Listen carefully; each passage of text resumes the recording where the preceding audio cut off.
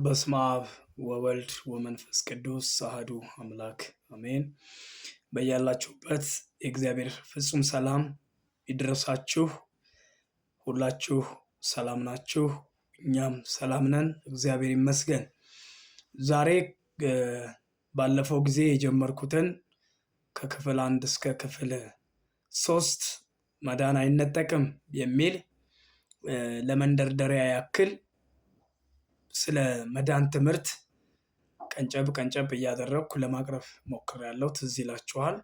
ዛሬ ደግሞ እንደ እግዚአብሔር አምላካችን ፈቃድ ክፍል 4ን ይዤ ቀርቤያለሁ። ከ1 እስከ 3 ያለውን መከለስ አይጠበቅብኝም።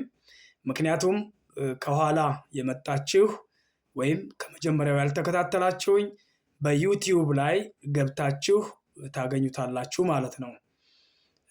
ስለዚህ ዛሬ በቀጥታ በኢየሱስ ክርስቶስ ካመንን በኋላ ምን ሆነናል ወይም ምን ተደርገናል፣ ምን እንድንሆን ተደርገን ተሰራን የሚለውን የተወሰነ ነጥብ በሚኖረን ጊዜ ለማየት እንሞክራለን። እንግዲህ በኢየሱስ ክርስቶስ ካመንን በኋላ ምን ሆነናል፣ ምንድን ነው የማመናችን ውጤት ያስከተለልን ምንድን ነው የሚለውን ቀጥለን እናያለን። አንደኛው መሰረታዊው ዓላማ የኢየሱስ ወደዚህ ምድር የመምጣቱ መሰረታዊ ዓላማ እኛ ከእግዚአብሔር ጋር እንድንታረቅ ነው። መጀመሪያ በዋናነት እኛን የማስታረቅ ስራ ነው የሰራው ጌታችን ኢየሱስ ክርስቶስ። ያው የመታረቅ ነገር አንዴ ይከናወናል። ምልጃ ደግሞ በየጊዜው የሚሆን ነው። ስንደርስበት ሁሉንም እናያለን። ቅዱስ መጽሐፍ እንዲህ ይላል በሮሜ 5 ከ10 እስከ 11 ላይ ጠላቶቹ ሳለን ከእግዚአብሔር ጋር በልጁ ሞት ከታረቅን ይልቁንም ከታረቅን በኋላ በሕይወቱ እንድናለን። ይህም ብቻ አይደለም፣ ነገር ግን አሁን መታረቁን ባገኘንበት በጌታችን በኢየሱስ ክርስቶስ በኩል በእግዚአብሔር ደግሞ እንመካለን። ልብ ብላችሁ እንድታሰምሩበት የምፈልገው ከመታረቃችን በፊት ምኖቹ ነበርን? ጠላቶቹ ነበርን። ከዛ እግዚአብሔር ልጁን ሰውቶ ልጁን ጌታችን ኢየሱስ ክርስቶስን ሰዋና ወይም በመስቀል ላይ እንዲሰቀል ከተደረገ በኋላ እኛ ታረቅን ማለት ነው። ከታረቅን በኋላ ማለት በኢየሱስ ሞት ዳንን ማለት ነው። በኢየሱስ ሕይወት ታረቅን፣ በሕይወቱ ኖርን። ስለዚህ መታረቁን ባገኘንበት ደግሞ በክርስቶስ ኢየሱስ በኩል በእግዚአብሔር ደግሞ እንመካለን ማለት ነው። ቀጣዩ ቆላሲስ 1 ከ21 እስከ 22 ባለው ላይ እንዲህ ይላል፣ እናንተም ነውርና ነቀፋ የሌላችሁና ቅዱሳን አድርጎ በእርሱ ፊት ያቀርባችሁ ዘንድ በፊት የተለያችሁትን ክፉ ስራችሁንም በማድረግ በሐሳባችሁ ጠላቶች የነበራችሁትን አሁን በስጋው ሰውነት በሞቱ በኩል አስታረቃችሁ ይላል። ማብራሪያ አይፈልግም። ለዛ ነው የሚሄደው፣ ምክንያቱም ግልጽ ነው። መጀመሪያ ምን ነበራችሁ? ነውረኛ ነበራችሁ፣ ክፉዎች ነበራችሁ። ኋላ ግን ጊዜው ሲደርስ በኢየሱስ ሞት በኩል ፍጹማን አድርጎ አስታረቃችሁ ይላል ቆላሲስ 1 ከ21 እስከ 22። ሌላው በኢየሱስ ክርስቶስ የማመናችን ውጤት ለዘላለም ፍጹማን አድርጎናል። ብዙ ጊዜ እሰማለሁ፣ ይህን ቃል ሰዎች ሲሰሙ ይደነግጣሉ። በእርግጥ ሰዎች ይደነግጡ ዘንድ የሚጠበቅ ነው። ምክንያቱም ሰዎች የተገነቡበትን መሰረት ነው የሚመስሉት። የአንድን ቤት ወይም የአንድን ፎቅ ርዝማኔና ጥንካሬ ወይም ደግሞ ዱራቢሊቲ ምንድነው ቆይታውን የሚወስነው የመሰረቱ ጥልቀት ነው። መሰረቱ ጠልቆ ከተቆፈረና መሰረቱ ጠንካራ ሆኖ ከወጣ ያ ቤት በቆይታው ለረጅም ዘመናት ሊያገለግል ይችላል። ዛሬም ቅዱስ ናችሁ፣ ፍጹም ናችሁ፣ ድናችኋል፣ መዳናችሁን አትቀሙም የመሳሰሉትን ተቀድሳችኋል ወዘተርፈ ስንናገር ሰዎች ከራሳቸው ይነጥቁና በሕይወታቸው ዙሪያ ቅዱሳን ብለው ለሾሟቸው ነው መስጠትን የሚፈልጉት። እኔማ እንደ ተክልዬ ቅዱስ ነኝ እንደ ይሉሃል። እኔማ እንደ ጻድቁ አቡነ ገብረ መንፈስ ቅዱስ ጻድቅ ነኝ እንደ ይሏችኋል ማለት ነው።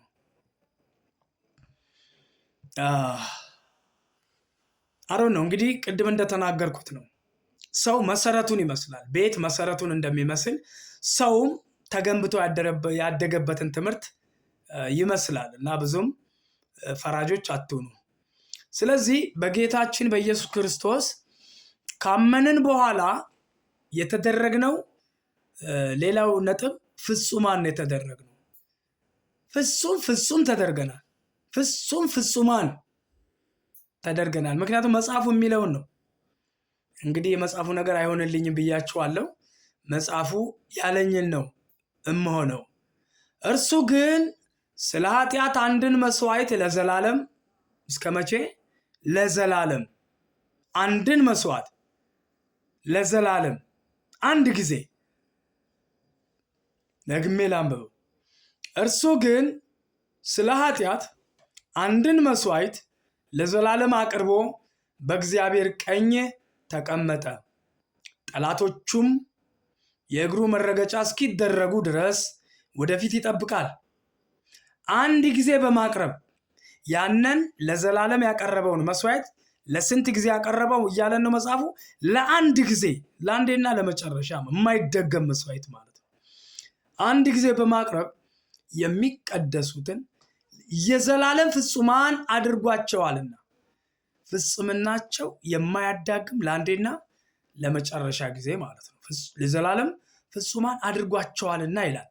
አልፎ ቁጥር 17 ላይ መንፈስ ቅዱስም ደግሞ ይላል። ልብ ብላችሁ ስሙ።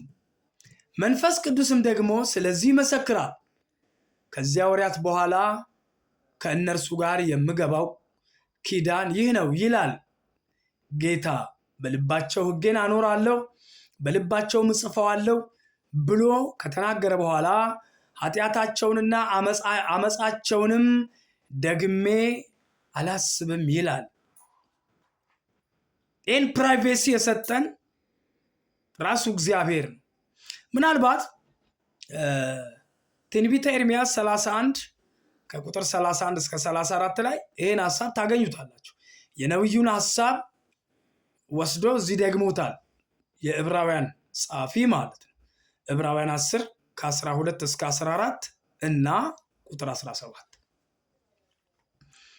ስለዚህ ፍጹማን ተደርገናል። ይሄ ፍጹምና በአንተ ጾም ጸሎት፣ በአንተ መንከራተት፣ በአንተ አሳር መብላት፣ በአንተ ችግር ውጣውረድ ያመጣኸው አይደለም። ኢየሱስን የሕያው እግዚአብሔር ልጅ ነው ብለህ ስታምንና ስትቀበለው የሱ ፍጹምነት ወደ አንተ ተላለፈ ማለት ነው። ያንተን ኃጢአት ተሸክሞ በመስቀል ላይ ቃተተ ማለት ነው። ይሄ ካልገባን በሞት መዳፍ ላይ ነው ያለነው። አንድ ጥቅስ ልድገም። እኔ ብዙም ጥቅስ በመደጋገም አላምንም።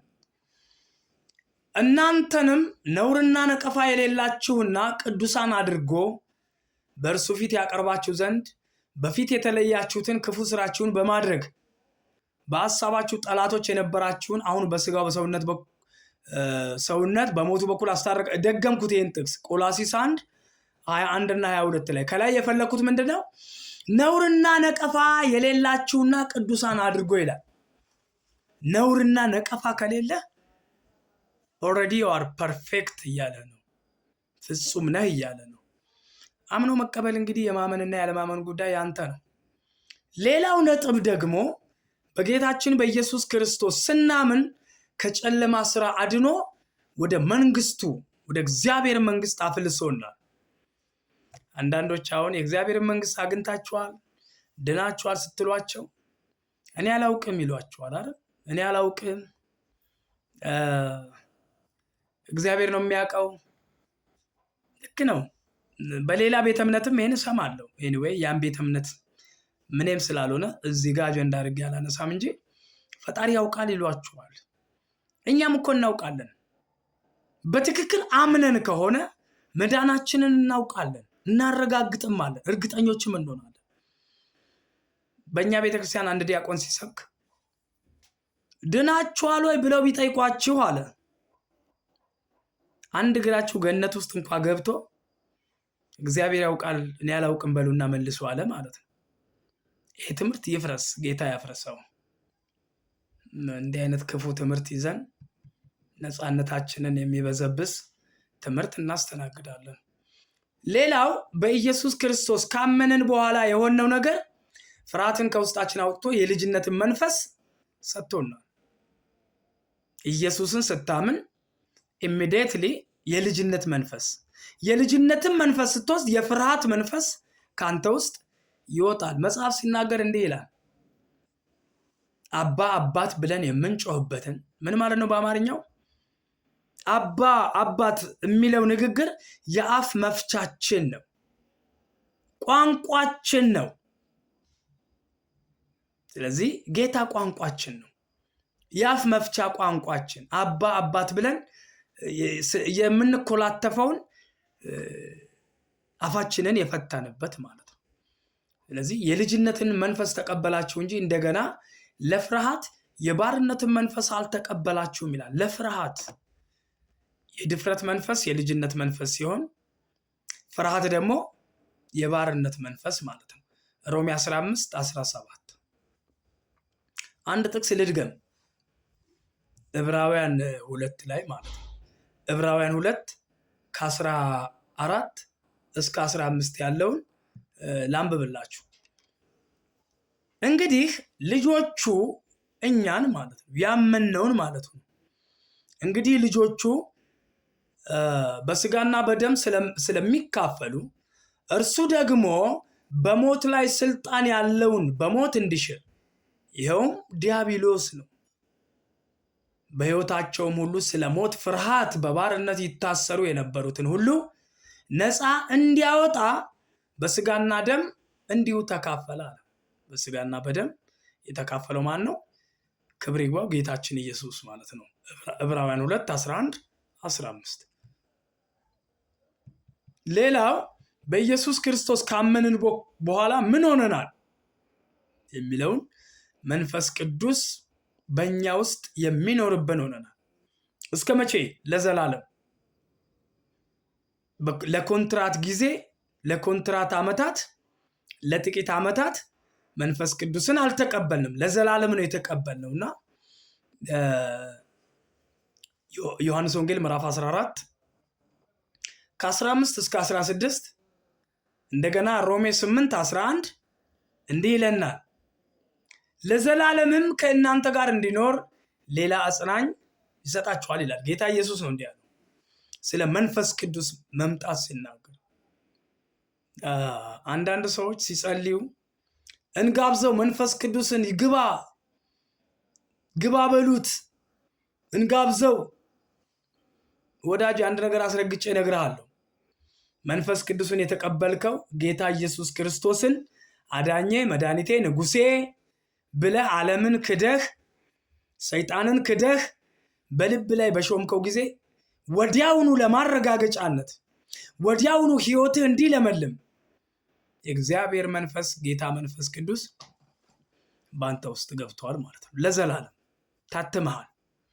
ማህተም ደግሞ አይፋቅም። እሺ ኤፌሶን 1:13 እንዲህ ይላል፣ እናንተ ደግሞ የእውነትን ቃል ይኸውም የመዳናችሁን ወንጌል ሰምታችሁ ደግሞም በክርስቶስ አምናችሁ በተስፋው መንፈስ በመንፈስ ቅዱስ ታተማችሁ ይላል። once you are sealed by Holy Spirit ታትማችኋል በመንፈስ። ማህተም አይፋቅም ወይ ማህተሙ ይዘቱ ነው መቀየር ያለበት። ይህ ደግሞ እግዚአብሔርን መቀየር አንችልም። ስለዚህ መንፈስ ቅዱስ አትሞብናል። ሌላው ጌታ መንፈስ ጌታ ኢየሱስ ክርስቶስን ባመንን ጊዜ ምን ሆነናል? ከዘላለም ሞት ወደ ዘላለም ሕይወት እንድንሻገር ተደርገናል። ከዘላለም ሞት ወደ ዘላለም ሕይወት እንድንሸጋገር ተደርገናል። እነዚህን ሁሉ አረጋግጬ የምነግራችሁ ሪደንዳንስ ያለው አንዳንዱ ንግግሬ ድግግሞሽ አለው፣ ሆን ብዬ ነው። ይሄም ሆኖ አልገባችሁ ያላችሁ ሰዎች ምን ያክል በበደል መዳፍ ውስጥ እንዳላችሁ፣ ምን ያክል በሕይወት ሳይሆን በሞት መዳፍ ውስጥ እንዳላችሁ እንድታረጋግጡ ፈልጋለሁ። ጌታ ከጨለማ ሕይወት ያውጣችሁ። ስለዚህ ከዘላለም ሞት ወደ ዘላለም ሕይወት እንድንሻገር ተዳርገናል። መጽሐፍ ሲናገር እንዲህ ይላል። አንደኛ ዮሐንስ 5:11-13 እግዚአብሔርም የዘላለምን ሕይወት እንደሰጠን፣ የመቼ ሕይወት? የዘላለምን ሕይወት እንደሰጠን። ወገኖቼ የዘላለም ሕይወት ተሰጥቶን ተቀብሎ አለመኖር ምን ያክል በደለኛነት እንደሆነ ታውቃላችሁ? እግዚአብሔር የሰጠን የዘላለም ሕይወት አምኖ አለመቀበል፣ እሺ ብሎ አለመቀበል ምን ያክል በጨለማ ዓለም ውስጥ እንዳሉ ተመልከቱ። ይሄን የማይቀበሉ ሰዎች እግዚአብሔርም የዘላለም ሕይወት እንደሰጠን ይህም ሕይወት በልጁ እንዳለ በኢየሱስ እንዳለ ምስክሩ ይህ ነው። ልጁ ያለው ሕይወት አለው። ለዚህ ነው ሕይወት አይነጠቅም እምላችሁ። በቃ ልጁ አለን። እኔና ቤቴ ልጁ እንዳለን እርግጠኛ ነን። ከዚያስ በቃ ልጁ አይወጣም ከውስጣችን፣ ተተክሏል። ላንነጠቅ ልጁን ተሰጥቶናል። እግዚአብሔር ጸጋ አድርጎ ልጁን ሰጥቶናል። ሕይወት አድርጎ ልጁን ሰጥቶናል። የሕይወት ራስ አድርጎ ልጁን ሰጥቶናል።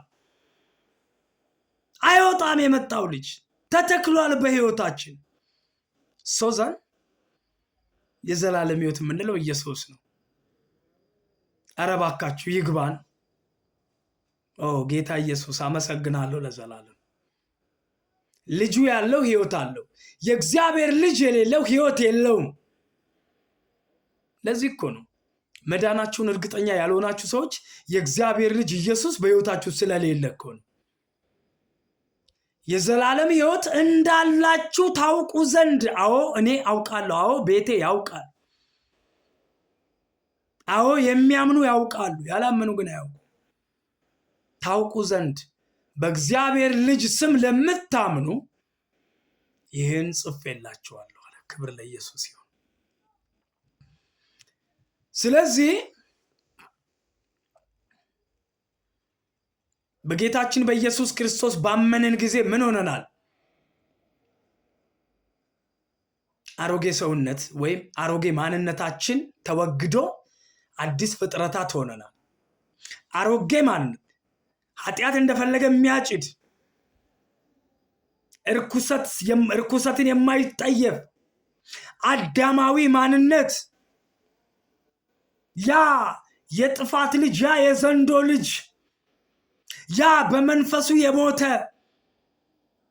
ነፍስና ስጋ ብቻ ያለው መንፈስ የተለየው ማንነት፣ በጨለማ ላይ ለነገሰው አለቃ በልጅነት የሚመላለስ ማንነት፣